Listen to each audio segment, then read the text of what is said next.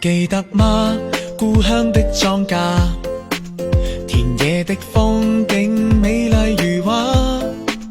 望造木山看雨下，淋濕都不怕，赤着腳帶着快樂歸家。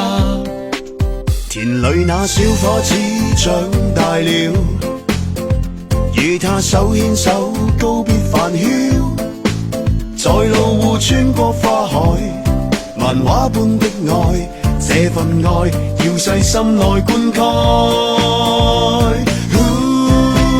重拾美好光陰，不理歲月浮沉，童年的勇氣與天真，給我自信心，重拾往昔初心，在心內因田野的歌聲總可給我指引。